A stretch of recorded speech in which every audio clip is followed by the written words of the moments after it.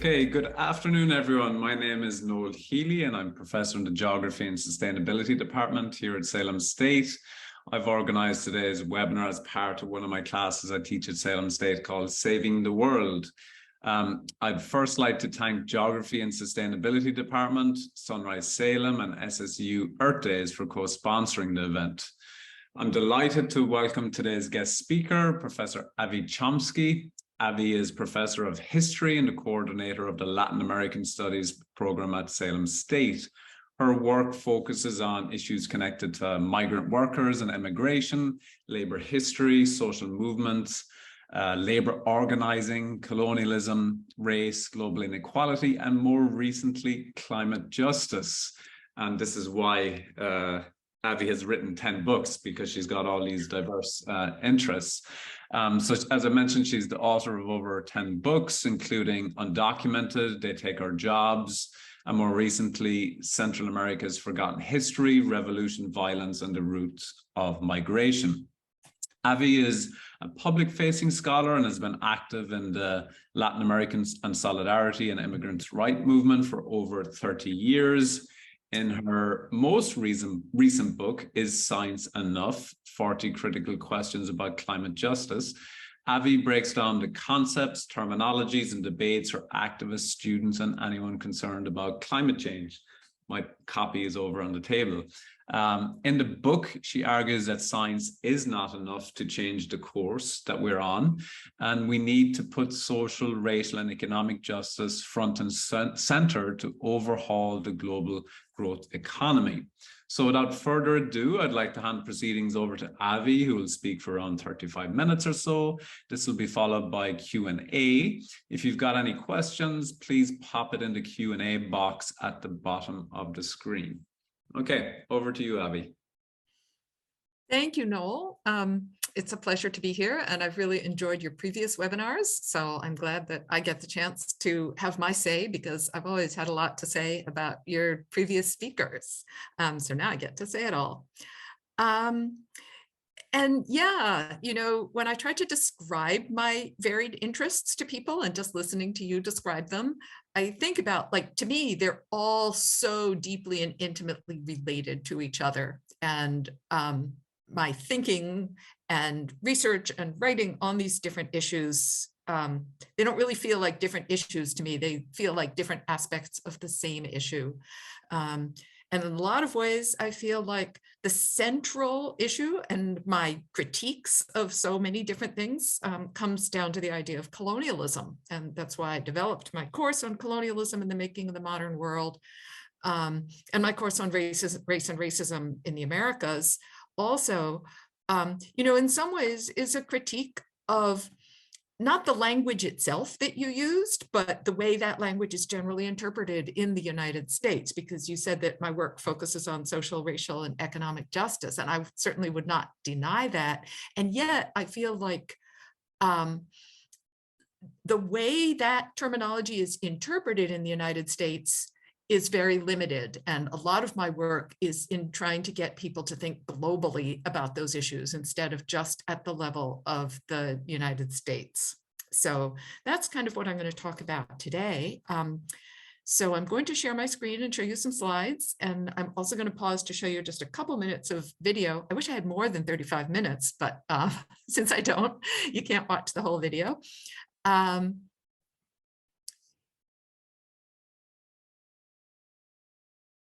Oops, I have to make sure that my presentation is actually going to start at the beginning. That's what I want to do. Okay. I was playing around with it too much before.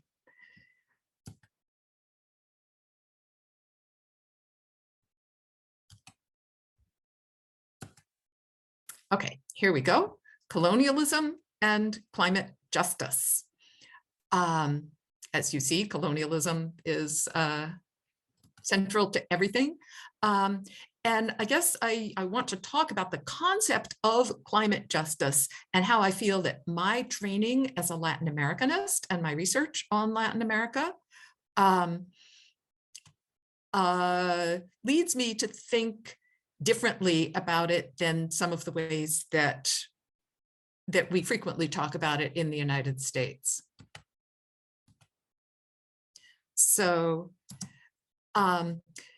there's 4 components to the way I think about a climate justice perspective. And the concept of climate justice, I think, is a more recent concept that grows out of the concept of environmental justice, which is really a form of analysis, and then social movements connected to that form of analysis that grew in the 1970s, 1980s.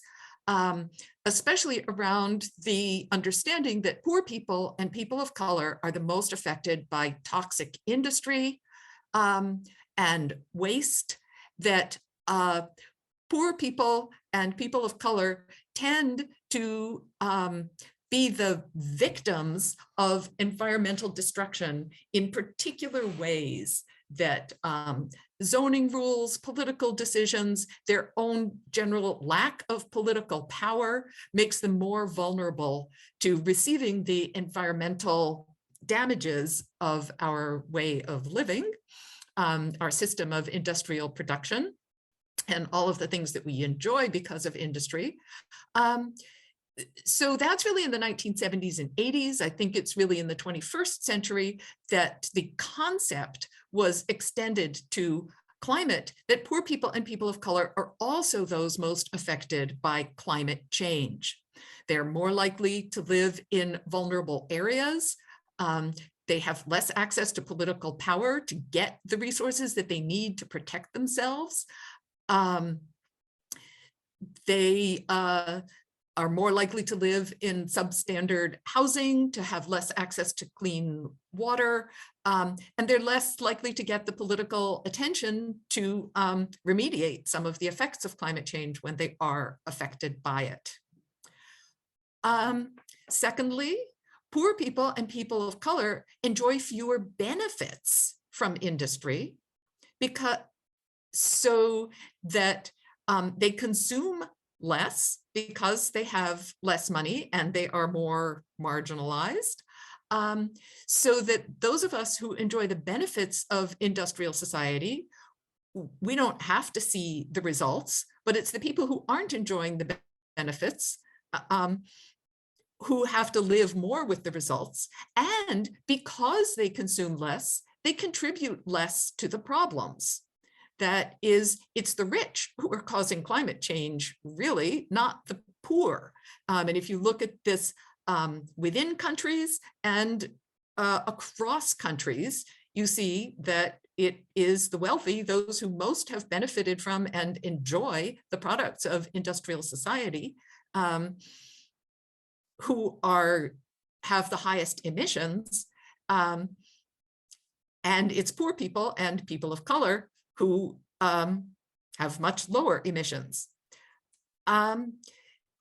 Moving on, these disparities are historical and global, as well as local and national. And here is where I feel like my research parts ways a little bit with some of the environmental justice work that we've looked at, that I think it's really important for us to look at this as a historical process and as a global process. And this is where colonialism comes in. Finally, poor people and people of color are better positioned to understand the ways that industrial capitalism is racial and colonial. And just to really quickly explain what I mean by that, industrial capitalism is an economic system that grew out of 500 years of European expansion and colonization and exploitation of the lands and labor of people of color around the world. If we look at it just from the US perspective, we can look at the genocide and displacement of indigenous people and the enslavement of African people. But this is also a global process that goes well beyond the United States. 500 years of European colonialism in Latin America, in Africa, in Asia. That is the socioeconomic and historical basis of the emergence of industrial capitalism, or fossil capitalism, as we could call it. So moving on from the idea that people of color, poor people and people of color, or we could say colonized people, because the very notion of race was developed through the process of European colonization. Racialized peoples, poor people and people of color around the world, have developed a long literature, a political, literary, and intellectual tradition of analyzing this, whereas people in Europe and the United States prefer to kind of pretend it's not happening, and we just somehow got really rich and got a lot of stuff. We don't exactly know how, but it must be because we're so great. But an understanding that the process of the underdevelopment of the third world was the same process as the so-called development of the industrialized world. So I look at a whole bunch of, this is the literature that spans the 20th century. And when I was in graduate school studying Latin American history, this is what we read. This is how we learned to understand history. So I obviously don't have time to talk about all of these books, but I'll point you just to, for example, one really early example, Eric Williams's Capitalism and Slavery. Eric Williams is a historian from Trinidad. And he was one of the first to point out what was apparently just rediscovered a couple of years ago in the 1619 project, that African slavery was the decisive factor in the development of capitalism. It was the slave trade and the labor of the sale and labor of enslaved peoples that created British institutions like banking and financial institutions, that funded Britain's industrial revolution, that provided the resources, the inputs for Britain's industrial revolution. And that goes for the industrial revolution in the north of the United States too, that slavery enslaved labor. That is, we often think of industrial capitalism as going along with the invention of wage labor, but actually it also went along with, on a much larger scale, the invention of enslaved labor. So that slavery is the key to capitalism, and we should stop thinking about capitalism as a system of wage labor. It's a system of enslaved labor, and it's a system of extraction of resources from, it's a system of colonialism and a system of extraction of resources. For example, this was written in the 1930s, Williams's book, Eduardo Galeano, a Uruguayan historian, Open Veins of Latin America, 5 Centuries of the Pillage of a Continent. Walter Rodney, a Guyanese historian, How Europe Underdeveloped Africa, Capitalism and Underdevelopment. That capitalism has not been a process of development all over the world. It's been a process of the creation of inequality by the active underdevelopment of some parts of the world in order to develop other parts of the world. This is a colonial process. It's a racialized process because it has been for the development of white people at the expense of people of color around the world. What we call progress also creates poverty in Latin America, the poverty of progress. What we call economic miracles create exploitation and dispossession, as in this book about Brazilian Indians and economic development, victims of the miracle. So this is the literature that formed me as a historian and as a scholar, and that has really shaped all of my subsequent work and certainly shapes my understanding of climate justice. I want to talk to you a little bit about my current research, my specific case study that I'm researching, by showing you these 3 slides. At the bottom, you see a village in northern Colombia, an indigenous village called Tamaquito. And Tamaquito is a village of indigenous Wayu people. That's the name of the largest indigenous group in Colombia, very geographically localized in the northeastern part of Colombia, South America, that is. And you can see by this image that when I talk about poor people and people of color consuming fewer resources, this is a sort of perfect example of this. The people who live in Tamaquito contribute very little to climate change, at least in terms of their own consumption. They use very little, if any, electricity. They they purchase very little in terms of manufactured goods. Almost everything that they subsist on is they either gather through hunting, through fishing, or through their own agriculture, through their herding of their own animals. They're people who tread very lightly on the planet. However, this village does not exist anymore. And this is a classic process of colonialism and the promotion of industry and global economic inequality.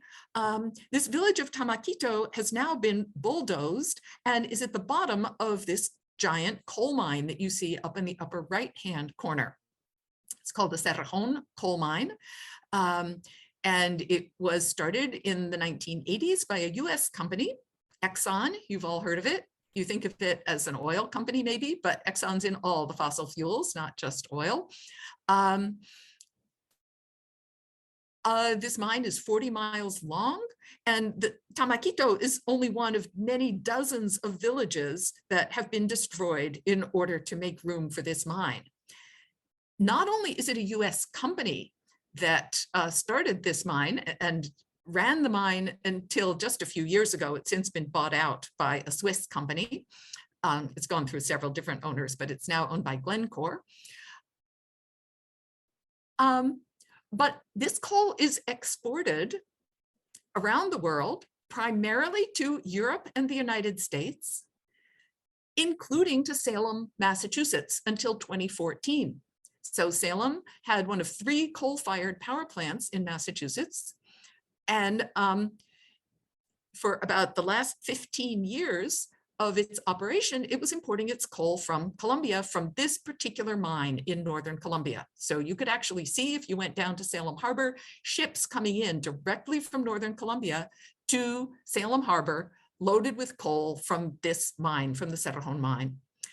And in the top left corner, you see Jairo Fuentes Epieyú, who was the Gobernador Cabildo, the elected authority of Tamakito, when we brought him to Salem to see where the coal went. And he's standing there at Salem Harbor.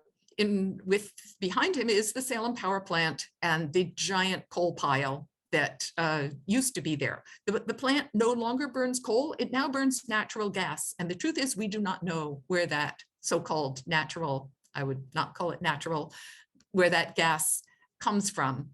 So we don't really know who's being impacted by its extraction. If you look down at Tamakito again, you can also see why places like Tamakito are much more vulnerable to the extreme weather events caused by climate change.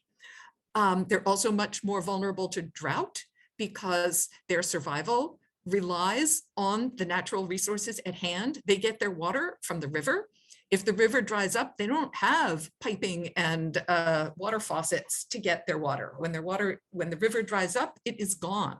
So that's just an example of how poor people and people of color both do not contribute to climate change and also are more vulnerable to their impacts, which is kind of the definition of climate injustice. And it's something of a misnomer to say that they do not contribute to climate change. They don't contribute to emissions with their consumption, but in a way you can say they have sacrificed everything in the interests of climate change. That is, in the interests of companies and consumers like us in Salem, who want to create climate change by creating mines like this and by extracting resources and destroying villages like Tamakito. So they are paying the price on all levels. And before I go on, I'm going to stop for just a moment so that I can show you a really brief video clip of Jairo speaking when he was here in Salem on a speaking tour, talking about this issue and viewing the power plant. So this was filmed in 2011, and I'm just going to show you about a minute and a half to make sure I keep to my 35 minutes.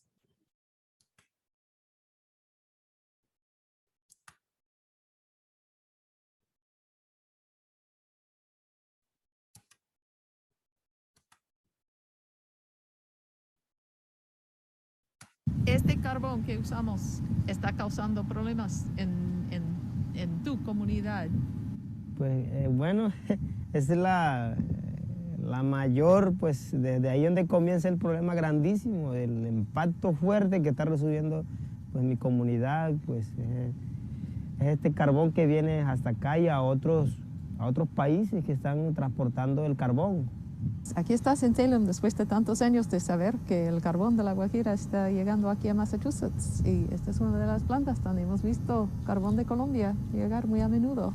¿Qué se te ocurre en esto, al verlo aquí, el carbón y la planta y todo?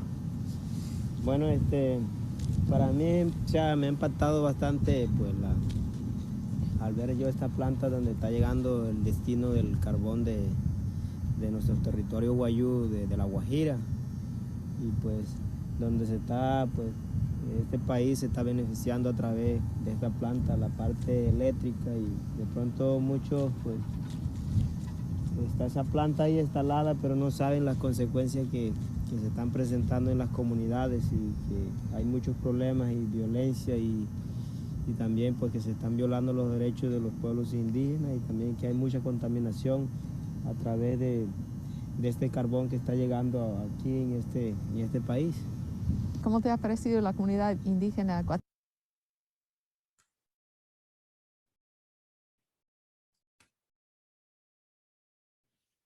Okay.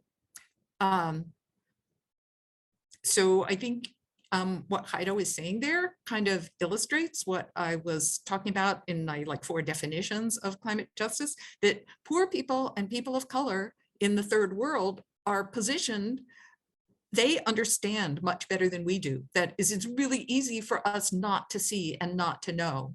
But for the people of Tamaquito, they know how the global economic system works and where they are placed in it. It's really much more convenient for us not to know and just have easy access to electricity without having to know what it actually means to people in other places. So I'm going to go back to my presentation here.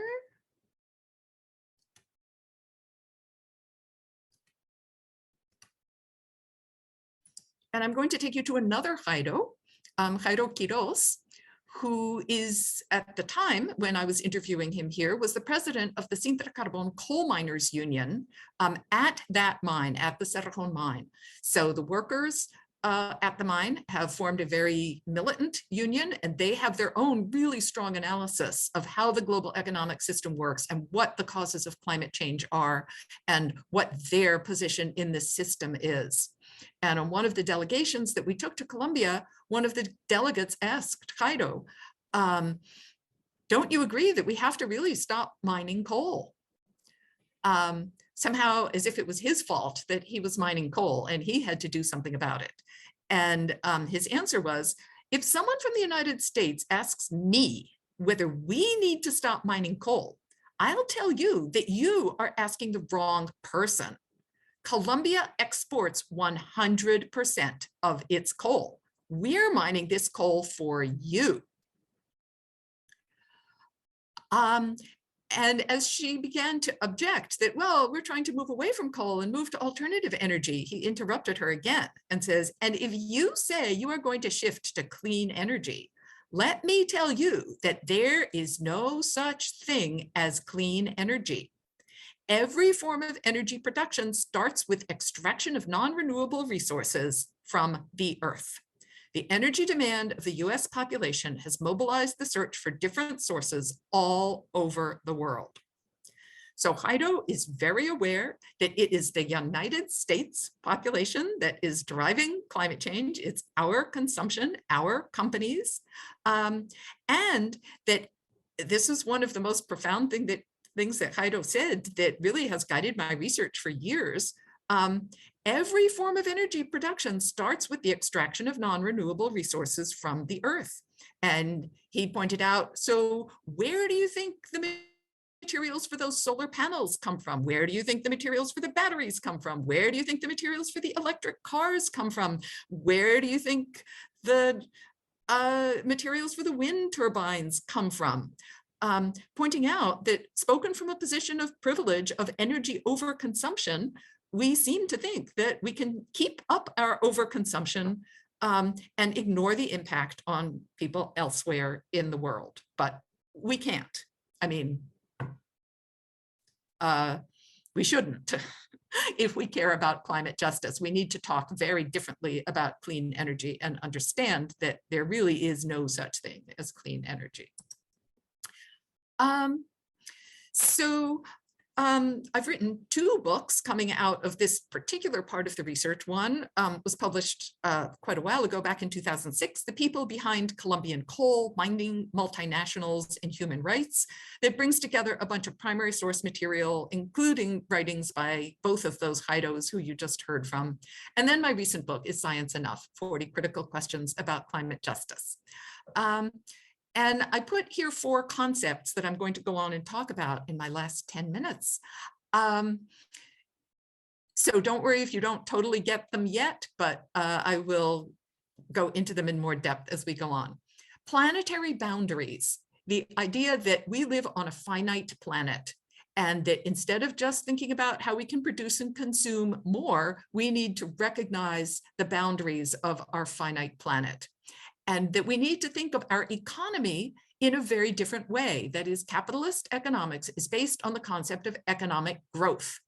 Anything you read about the economy, any class you take on the economy, it's all going to be about growth, how we can grow more. But that contradicts the idea that there are actually limits on the planet, because growth means extracting, processing, producing, consuming, and throwing away more stuff. So I'm going to talk about an alternative economic approach called degrowth, saying that, in fact, we need to scale down our consumption and production, not talk about how we can increase it, especially among the over-consumers like us.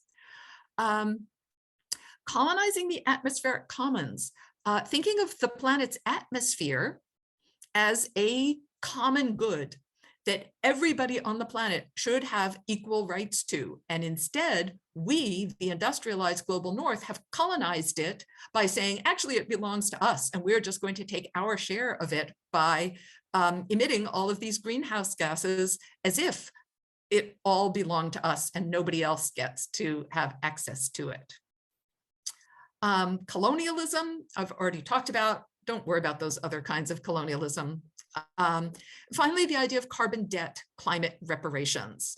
That is the idea of a carbon debt, that those of us who have colonized the atmosphere, used up more than our fair share of the atmosphere, we owe a debt to the rest of the world. We owe climate reparations to those who have suffered and continue to suffer the consequences of our profligate economy. So thinking about degrowth and the idea of a good life for all within planetary boundaries, I'd like to spend a minute on this graphic of the donut of social and planetary boundaries. So this was developed by Kate Rayworth, who is an economist, and also by the Stockholm Environmental Institute, which developed the idea of the planetary boundaries. So Rayworth says that the goal of the economy should be to provide a good life for all within planetary boundaries, not to just produce and consume more mindlessly, but to provide a good life for all within planetary boundaries. So the top is the ecological ceiling. That's the planetary boundaries. That's how much we can produce and consume without causing irreparable harm to the planet we live on. And there's 9 planetary boundaries. It's not just climate change, that's an important one, but there's many other ways in which we are pressing up on or exceeding the limits of the planet with unknown consequences, and also unknown what kind of tipping points and synergies there are among these different ways that we are either already exceeded in the reds or in danger of exceeding in the ones that are not red. The donut offers one definition of what does a good life for all consist of: food, health, education, income and work, peace and justice, political voice, social equity, gender equality, housing, networks, energy. Note that energy is part of what's necessary for a good life for all, and water. If we don't produce enough of these things, then we fall below the social foundation. That is, this should be the minimum and this should be the maximum of what we need to produce and consume.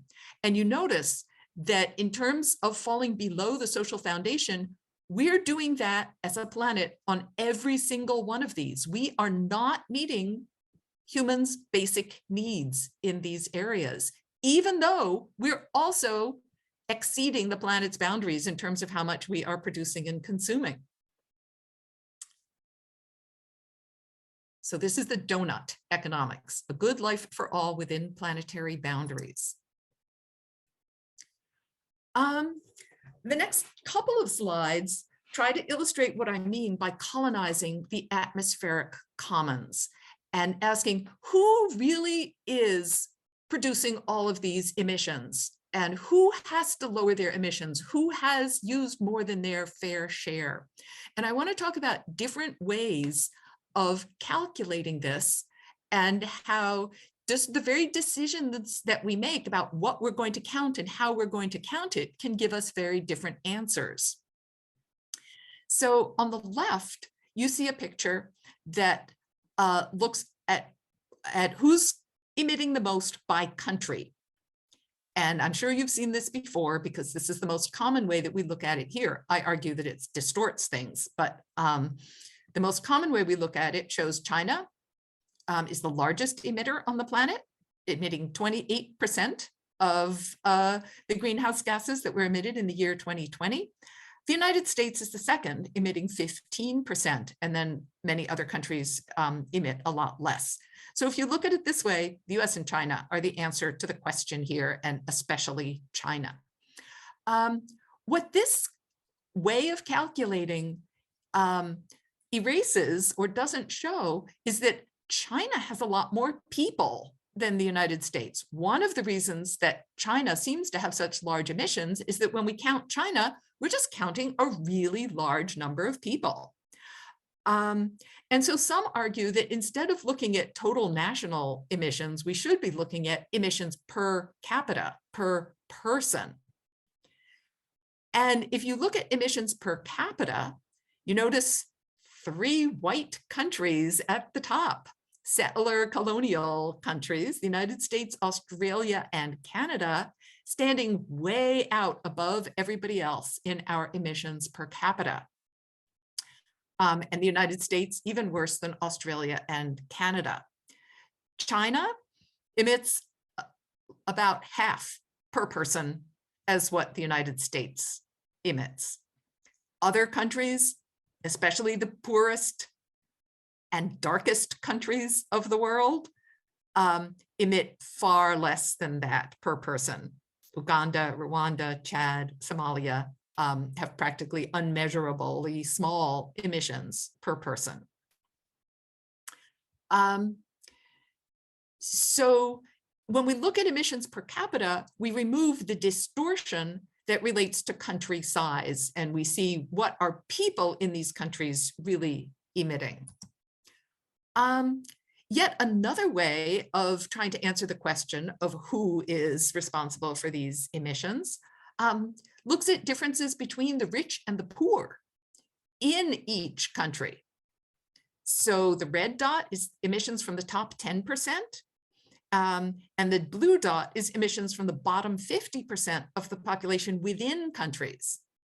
So once again, this is per capita. And of course, the United States and Canada are right up at the top, and Australia would be, but they left it out of this one. Once again, the United States, especially the rich in the United States, are just way off the chart. But you see that in every country, there is a rich and a poor population, and the rich consume and are responsible for emissions much more than the poor. One more way of trying to answer the question of who is responsible for all these emissions is to look at cumulative emissions, emissions over time, historical cumulative fossil CO2 emissions. Cumulative emissions are important because the emissions don't go away at the end of the year. We're in the mess that we're in because of over 100 years of emissions that have accumulated in the atmosphere. So who has been doing it all along? Guess who? The colonizers, the white people, United States and Europe. Although once again, China, because it's an extremely large country, has also a significant large amount of cumulative emissions. So this brings us to our last concept, which is carbon budget and carbon debt. If we think about the cumulative emissions and where they have brought us so far, which is right now we're at 1.1 degrees C above the historical temperatures of the Earth.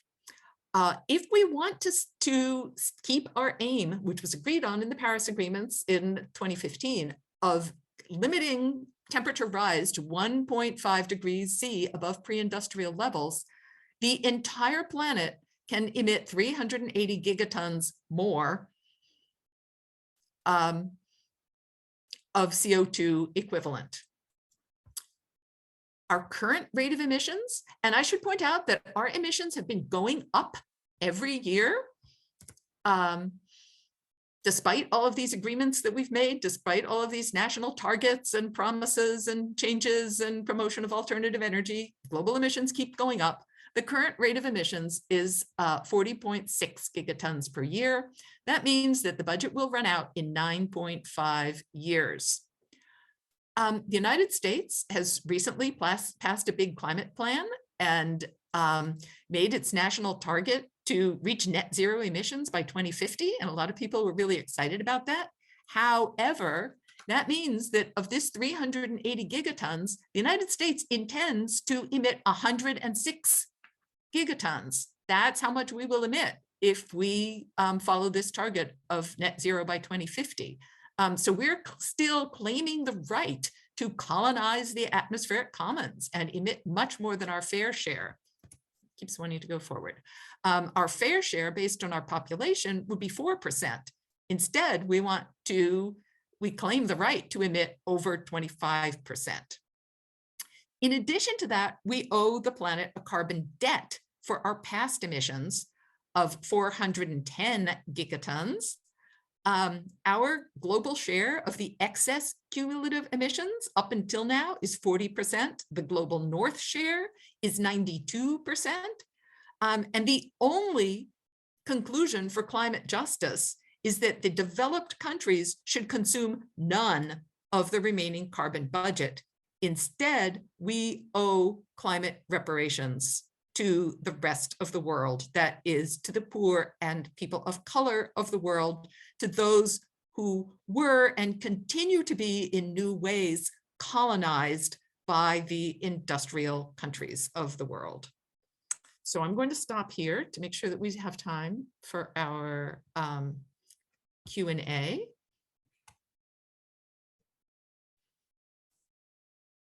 Okay. It's a fascinating talk, Avi, and you're under time as well, so we've got lots of time for Q&A. And it's fascinating because you underline how European countries and their industrial offspring, like the US, were built on the wealth of extractive colonialism, and see the impact in Colombia, and how they use this to industrialize and build a fossil fuel economy. And, going forward, how we need to center reparations for colonialism when tackling climate change. And one avenue that the climate movement focus a lot on is the UNFCCC, so the UNFCCC. And the Paris Agreement was celebrated as a victory for multilateral diplomacy, and it can be viewed as a key step towards moving towards a low carbon pathway. However, the problem with the UNFCCC and COPs is that they're based on 100% consensus between state parties.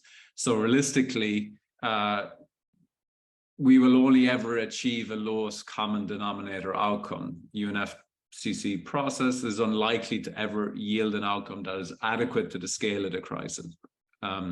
Negotiators are often according to national interests, which effectively means they're proxies for the interests of transnational corporations. And many of the red lines are drawn in the sand well before any of the COPs take place. That said, this year there was a mini breakthrough in the COP in Egypt, and that loss and damage, climate reparations, was acknowledged for the first time. So I guess we have to give credit here to the movements that are focused on the COPs. How that gets funded is another question. So my question is, what are your thoughts on the climate justice focus on the UNFCCC process and annual COPs? Is this strategically wise? Or are there other venues, events, or different scales whereby the climate movement could have similar leverage? Or are there any historical movements that the climate justice movement could learn from, whether it's anti-war or Occupy or going back even further in time? So, I thought about this question a lot. And I'm not even really sure to what extent I would say we have a climate justice movement.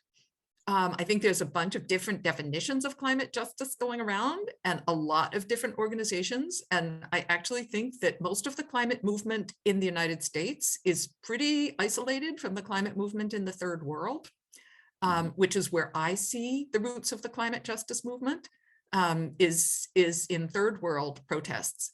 And so, if you look at the protests going on in Tamaquito and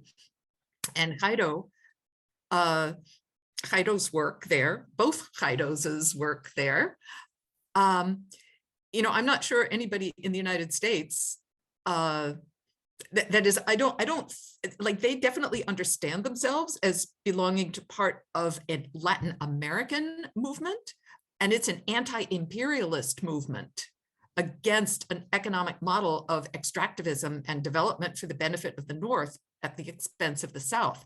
I don't really see a climate justice movement doing that in the United States. In terms of different climate organizations focusing on the COPs, I guess I don't really think that at least the organizations that I'm aware of actually have made protests at the COPs a central aspect of their work. I agree that there are a lot of problems with the COP process. I mean, ever since 1997, we've been having these international meetings where the leaders of all the countries get together and talk about how, and use lots of emissions to get there, and talk about how great they are and how much they want to do. And we keep increasing emissions. So, we could say that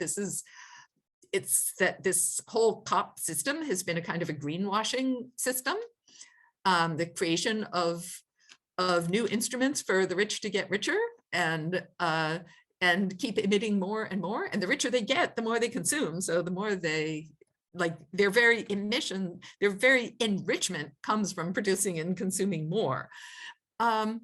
So I'm not saying that the climate justice organizations should ignore the COP. It's a forum for making their voices heard. And usually their voices are heard not inside the COP process, but outside in protesting the COP process. And I think it's important to have that voice. But I think it would be a mistake if the climate justice organizations were focused exclusively on the COP process as the solution, but I don't think that's the case at all. I don't know of any climate justice organizations that really think that there's only one path to solution, and that's working through COP. I think that they will say, okay, this is what they're doing. We need to reveal the hypocrisy of what's going on at the COP. And I do think that that's important, because I think a lot of what lulls, say, the US or the European population into not being part of any climate movement is this sense that, oh yeah, science will take care of it, technology will take care of it, the people in power will take care of it. Yeah, it's a problem, but mostly for other people, not for us. And they're taking care of it. So we'll just ignore it and let it go on. So I do think that contesting that narrative and protesting at the COP meetings is important. And I think that, you know, one of the real weaknesses, there's many weaknesses in the COP process, but one of them is that even when the agreements are made, there's no enforcement. And this is the problem with the whole international system. Like, the international system is basically whoever's got more bombs makes the decisions. There is no global enforcement system. So, you know, every single country in the world, except Israel and the United States, can vote against the US embargo of Cuba. And the United States just shrugs its shoulders. We don't have to listen to other people. The COP system also, like, there's no enforcement. The Paris Treaty, there's no enforcement. So nobody has met their targets from the Paris Accords, but who's going to do anything about it? Yeah, that's very interesting. So kind of related to this kind of big picture issue. So Mark Fisher's book, for example, on capital realism, he describes capital realism as the widespread sense that not only is capitalism the only viable political project and economic system, but also that it is now impossible to even imagine a coherent alternative to it. So in your work with Indigenous Wayuu and Afro-Colombians in La Guajira, you just mentioned how these marginalized communities, those with the least resources, but the greatest personal risks, do a better job of advocating for post-capitalist economy, more so than most in the global north. So I'd just like to hear a little bit more about this phenomenon of acceptance of incremental change in the global north and the real recognition for systematic change in the global south. Yeah, well, of course, Mark Fisher wasn't the first person to notice this. I mean, I think I would trace it back to Margaret Thatcher in 1989, who said famously, "Tina, T-I-N-A, there is no alternative." And it's kind of as inaugurating the global neoliberal era with, like, now we know, only capitalism, it's the only game in town. You know, with the collapse of the Soviet bloc and the fall of the Berlin Wall, like, this is it. It's the end of history, as Francis Fukuyama said. There is no alternative. So this idea has been around for several decades now, that there's no alternative to capitalism. And, you know, clearly capitalist interests worldwide, the United States prime above them, has worked very hard to make sure that no alternatives to capitalism are able to pursue a different kind of agenda. And if you look at US foreign policy, certainly towards Latin America, since World War II, or before, but especially since World War II and what we think of as the Cold War era, it has been a systematic attempt to crush every Latin American movement or government that has tried to create either a different kind of capitalism or an alternative to capitalism. You know, starting with the 1954 coup in Guatemala, with the overthrow of Juan Bosch in the Dominican Republic, Salvador Allende, the attempts to overthrow and destroy the Cuban Revolution, Salvador Allende in Chile in 1973, the Nicaraguan Revolution since 1979, the Salvadoran and Guatemalan revolutionary movements, all the way up to the coup in Honduras in 2009. So, you know, US intervention abroad to prevent any alternative to the kind of capitalism that will enrich us the most has been a really consistent pattern as far back as we can look. But I do think that, you know, capitalism is in crisis in some ways in the United States as well, in the wealthiest countries, because neoliberal capitalism is savage. And, you know, we see this right here at Salem State, where students can't afford to go to college. The huge debts that people are incurring, medical debts that people are incurring. I think that a lot of people feel like this system is not really set up to work for us. But at the same time, even these people who are the victims of the system in the United States and who are struggling really have no choice but to overconsume resources, because that's how our society is set up. We have no choice but to drive places because we have no alternatives. That's how our road system is set up. That's how our towns and cities have been set up. That's how our crumbling public transportations systems have been set up. So I would say that the majority of people in the United States are both victims and perpetrators in this system. But also enjoy a lot of its benefits. Every one of us enjoys being able to turn on the lights whenever we want to and have light and not have to think about the impact of that elsewhere in the world. So I do think, you know, in my initial slide, when I said poor people and people of color are better positioned to understand how this global system works, they can't just ignore it and say, well, I'll enjoy the benefits it brings me and try not to think too much about what it means for the rest of the world, or try not to think too much about what it means for the climate. They're the ones who are really living with the consequences of this economic system that we've set up. So it's not at all hard for them to say, this system is rotten to the core. It needs to be dramatically and quickly changed. And, you know, the people in Tamakito, you know, that donut, they want all those things that are in the donut, a good life for all within planetary boundaries. It's not that they want to live with nothing, but they understand that the planet has limits. You know, they've lived within the limits of their territory, which is an extremely harsh territory, subject to drought. It's very dry, it's very hot. It's not easy to live there, but they have found a way over thousands of years to live with the limits of that territory. So just changing a topic slightly, just onto the issue of labor, because I'm definitely interested in your views on this. So, you know, labor up until recently wasn't really considered a climate issue, and I think the movement for the Green New Deal elevated labor more so into climate and energy policy making, particularly around the issue of a just transition. However, as a labor historian, I'd be interested to hear what you think are some of the biggest misconceptions that climate people make about labor, because there seems to be a lot of conflict and confusion here.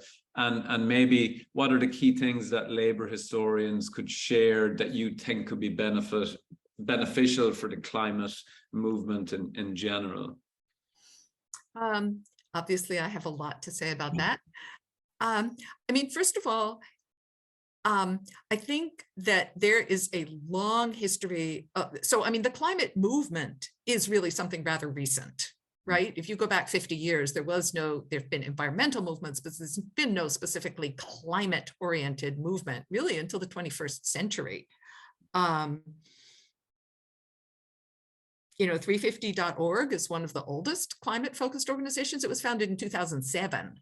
So, so I think if we want to look back into the history, I think there's been sort of an artificial, but in some ways real, separation between the labor movement and the environmental movement. And I also want to point out that labor is a really complicated category as a labor historian. That is, when we talk about labor, are we talking about the official union federation, the AFL-CIO? Are we talking about, which only represents about 10% of, or less than 10%, because the AFL-CIO split some years ago. So there's actually two big coalitions, federations in the United States. Or are we talking about the other 90% of workers in the United States? Or are we talking about workers worldwide? And there's all different kinds of work that people do. That is, when we think about labor, we often think about manual laborers, men, white men who work in factories on a 9-to-5 shift and do manual labor. But that's only one small sliver of the labor force in the United States. People work in agriculture, people work in childcare, people work in domestic service, people work in food production and services. A lot of workers in the United States are recent immigrants. A lot of them come from Latin America. the industrial labor force has been shrinking in the United States. Okay, so we need to be clear about who we talk, and much of what we consume was actually produced by workers in other places, whether it's the food we eat or the clothes we wear or the cars we drive. You know, there's commodity chains that lead back to the third world in practically everything. So we need to talk about workers, and we need to talk about the labor movement, and then we also can talk about, you know, unions and worker organizations. But really, workers and their organizations have been at the forefront of many environmental struggles since the very beginning of the Industrial Revolution. That is, it was workers in the factories who were most affected by the contamination caused by the factories. And they were the ones who struggled for occupational health and safety and for environmental regulation of their work worlds. That is, by being in that position, they were their workers in the factories are the ones who lived in the neighborhoods who were polluted by the factories. Workers in the fields are those who are subject to pesticide poisoning. They're the ones who led the struggle against pesticide poisoning. It wasn't just educated white people like Rachel Carson sitting in their offices. It was also Mexican farm workers, migrant farm workers in California leading the struggle against pesticide poisoning. So I think part of it is just the way we've written our history. But there is also a history of kind of imperial environmental organizations in the United States, organizations like the Audubon Society, the Sierra Club, that, you know, go back all the way to the 19th century, that are based on kind of an imperial vision of white people need to lead the struggle for conservation because we need to take that land away from indigenous people who are ruining it and preserve it so that white people can drive their cars there and enjoy it. So, you know, imperial conservation is definitely one thing that has separated the environmental movement from the other justice movements. But it's also, I think, led us to ignore worker-led environmental movements. And, you know, the Labor Network for Sustainability, which is a union-led movement, was founded 2 years after 350.org. It's just that there are, you know, 350.org now today takes a pro-immigrant and social justice orientation, but in its early years, it really followed a lot of the kind of imperial elite ideology of the official environmental movement. Mm-hmm. So I think we need to be,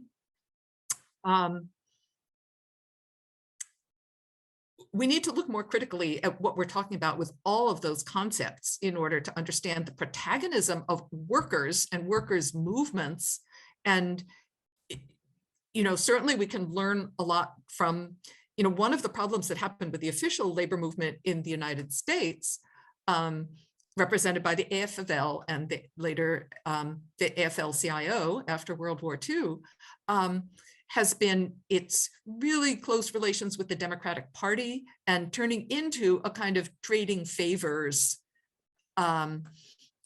rallying the vote for Democrats in return for certain benefits for a certain sector of the working class in the United States. There's always been dissent within the AFL-CIO, and there still is. And there's certainly sectors in the AFL-CIO that have been trying to build a different kind of labor movement that's not so subject to the Democratic Party, but that's been an ongoing struggle. But yeah, those are just some of the things that I would look at. Some of the layers, as you get when you're talking to Avi, and the historical perspective, there's layers upon layers. So moving forward a little bit towards more kind of solution-oriented stuff, you know, there's been a big push for a Green New Deal, a global movement for a Green New Deal, to, you know, to a certain extent, largely in you know, in Europe and Australia. There's certain types of Green New Deal proposals coming out of Latin America as well. But I'd just be interested to hear your general thoughts on the Green New Deal, what you like about the movement, and perhaps where it is lacking most. And in particular, you know, if you could talk a little bit about the need for global Green New Deals, and maybe tie it back into some of the latter part of your presentation. Yeah, I mean, I'm not even really sure there is a movement for a Green New Deal. There certainly have been proposals elaborated for a Green New Deal, but I haven't really seen what I would call a movement in that direction. I don't really see in the United States or elsewhere anything that I would call a movement for a Green New Deal. And obviously the concept of a Green New Deal is kind of like the concept of a labor movement. It's kind of capacious, and it includes lots of different types of proposals. And I think that Biden's American Jobs Plan and Inflation Reduction Act drew on some Green New Deal ideas. You know, the Labor Network for Sustainability proposed something like a Green New Deal decades ago when it was founded. Like that was kind of its founding proposal. But the idea of a Green New Deal looks back at the New Deal, Roosevelt's New Deal of the 1930s, and is definitely a critique of neoliberal capitalism, and says a claim to reconstruct a social welfare state. And you know, that if we want to think of the New Deal as doing that, but to reconstruct a social welfare state that also takes into account the environment. I'm not sure many Green New Deal proposals actually take into account the concept of planetary boundaries, which I think is actually crucial. Most of what I've seen coming out in the United States, and certainly in President Biden's plans that draw on Green New Deal ideas, has been focused on the idea of green energy, that we have to have, and despite what Jairo said, that there is no form of clean energy. The Green New Deal, many Green New Deal proposals seem to think that there are forms of clean energy and that we can just keep producing and consuming as much energy as we want, as long as it's so-called clean, without thinking about that actually the planet is finite and there is a severe maldistribution of resources on our planet. And we actually have to change a lot about the way our society functions. We can't just substitute one form of energy for another and think we can still keep doing everything the same way. The Green New Deal for Europe, which is very different from the European Green Deal coming out of the EU. The Green New Deal for Europe, their proposal looks a lot more like Bernie Sanders's proposal did, that it calls for much more fundamental changes in the way our economy is structured, not just putting government money into union jobs and green energy, which has been kind of the way the Green New Deal has evolved in the United States. And the Green New Deal for Europe, I think, goes even further than Bernie Sanders in really incorporating degrowth ideas. That is, Europe's economy needs to produce and consume a lot less, but with the idea of, like the donut, the social foundation, that the idea, the goal is a good life for all within planetary boundaries. And I think that that goal and the need for government and societal mobilization to move us towards that goal is really compelling and should be taken a lot more seriously. But it's putting the two together, and really the Green New Deal for Europe is the only proposal that I've seen that puts the two together, the idea of a good life for all within planetary boundaries and specific policy measures of government action to start taking us there. But again, I don't really see a movement for this. I see discussions going on about it, but you wanted to compare it to, Occupy or Black Lives Matter. I don't see any kind of mobilization like that going on around ideas for a Green New Deal in any of its forms. Okay, so sticking with the concept of degrowth, and I know that you're an advocate for degrowth, and some of our past speakers have been staunch criticism or critics of degrowth. And we've chatted about this quite a bit, but I would like to give you an opportunity to kind of respond to some of the most common critiques of degrowth, and maybe you might do my job and share like some of the kind of common criticisms you hear about degrowth, and then some responses that you might like to Yeah, so, some object that degrowth is really a movement of the global north, and people in the global south do not need to degrow. So degrowth is irrelevant for people in the global south. They need to grow. And I don't think that's a critique of degrowth. I think degrowth very clearly says that it's the overconsumers who need to degrow. It's the global north that needs to degrow. Nobody in the degrowth movement is arguing that the global south needs to degrow, but that in order for the global south to be able to grow at all, the global north has to degrow. So for those of us in the global north, it's our job to talk about what we need to do. And I don't really see a contradiction in the fact that most advocates of degrowth come from the global north and are talking about the global north, because that's what we need to do here. And, there are strong movements in Latin America that, just draw on the same kinds of ideas that Jairo was talking about and that I was talking about in the case of Tamaquito, that like the concept of buen vivir and the rights of nature, that Latin American social movements, buen vivir being basically the idea of a good life for all within planetary boundaries, that we don't need to keep destroying the earth in order to live well. We can live well. We don't want to live the way people in the United States live. We want to live well by redistributing the planet's resources and even our own society's resources. And, that's been kind of a constant of Latin American revolutions over centuries, has been redistribution rather than just we'll solve all our problems by producing more. So there's something very socially radical about saying, no, actually, we can't produce more. We need to take from the rich. And the rich, of course, includes the global north. So another set of critiques looks specifically, kind of ignores the global south and just looks at the global north and says, well, but people in the global north are suffering too. There's a lot of poor people in the global north. So how can you talk to them about degrowth? And partly it's a strategic question. That is, how can we frame this so that poor people and working people in the global north will be interested in it because they want to consume more. They don't want to consume less. But again, I think that it's really important to think about that that chart of like how much the rich consume versus how much the poor consume within each country. And that the people who have to dramatically lower their consumption are the rich.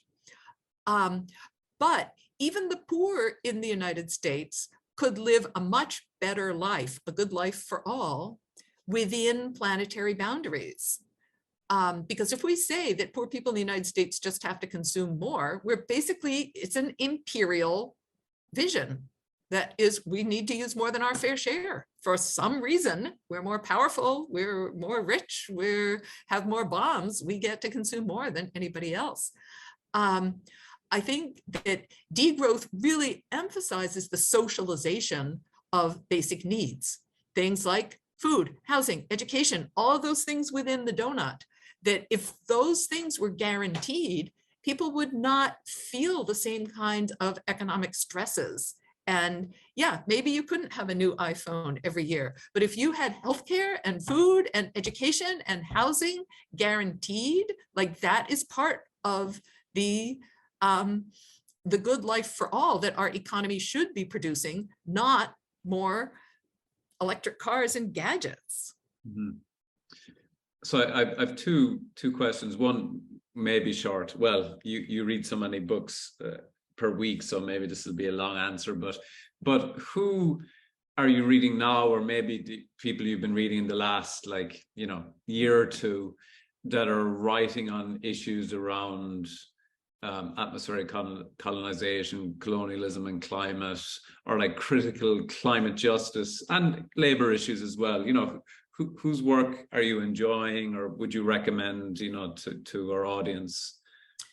I would really recommend Jason Hickel's work. He writes really accessibly, and he just really cuts right to the core. There's no, and he has a really strong commitment to investigating the global justice perspective and the colonial and imperial side of things. So his last name is Hickel, Jason Hickel. There's no chat, so I can't put it in the chat, but he would be one of the first who I'd recommend. Yeah, and he's very active on Twitter again, if Twitter still exists in the next few months. But yeah, he's very insightful there. And then my last question. So there's a kind of new climate movement for debt cancellation, but debt cancellation as a movement or an agenda is pretty old in that people who are working on issues around the global south. Maybe just some thoughts on the issue of debt cancellation. Do you see it as being a strategic part of this new climate movement, or any other thoughts you'd like to share on that? Okay, so let me just say a few things about debt, because debt is a really important way that the current global economy functions. And on one very early slide, I pointed like different forms of colonialism, and one of them was neo-colonialism. That is, people think of colonialism, they think of, England colonized Nigeria and India, but then it left. That was all old history. So why are we still talking about colonialism? There's no colonies anymore, or only a few. But what I argue is that national independence was only led to new forms of colonialism without the name colonialism. And that's why, and I'm not alone in arguing this, this is why many scholars of colonialism use the term neo-colonialism to talk about how that decolonization was just a step in the evolution of colonialism. It didn't end colonialism. And Latin American historians, I think, were some of the first to talk about this, because Latin American colonies became independent in the early 1800s. So we had like a whole century and a half of looking at what happens after decolonization before other parts of the world, like Africa and Asia, began to decolonize. And that's what a lot of those books that I was showing you look at, that the end of colonialism did not mean the end of colonial relations. It meant new ways of enforcing colonial relations without direct political power, especially in the post-World War II period, but even prior to World War II, debt has been a really important element in the denial of sovereignty to former colonies. After World War II, a new set of economic institutions like the International Monetary Fund and the World Bank were established. And during the first decades after World War II, they poured a lot of so-called development aid into the newly decolonizing countries, only to, in the 1970s, with the oil crisis and rising interest rates, these debts suddenly start turning into like huge mushrooms. Most of that development aid didn't do anything to help the poor of those countries. Most of it went into the pockets of foreign corporations that were investing there, that were contracted to carry out development projects, or into the hands of local elites.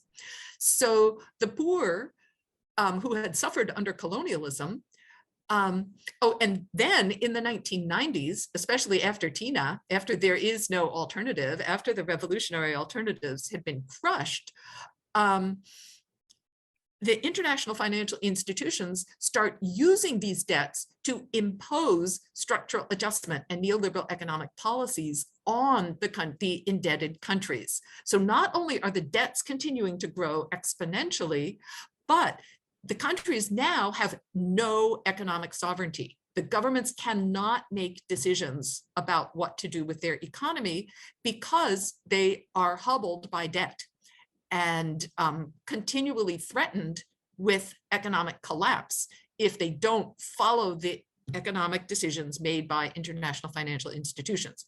This is also the neoliberal era, is the era of trade agreements, where NAFTA, North America Free Trade Agreement in 1994, actually the whole post-World War II period is a period of trade agreements, but trade agreements that, once again, where countries basically sign away their sovereignty and have no choice about signing away their sovereignty.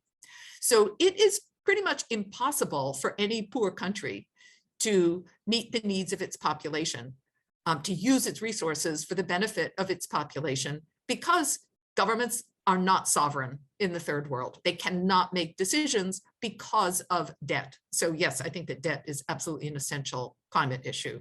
And it's great to see this being prioritized now, and because you know, there's all sorts of other problems around, you know, the Green Climate Fund and, you know, the kind of bureaucracy around that, but the cancellation of debt is administratively a little bit cleaner. So, you know, that is something that I guess is an interesting avenue for future climate research and policy making. Okay, so a little over time, but it's fine.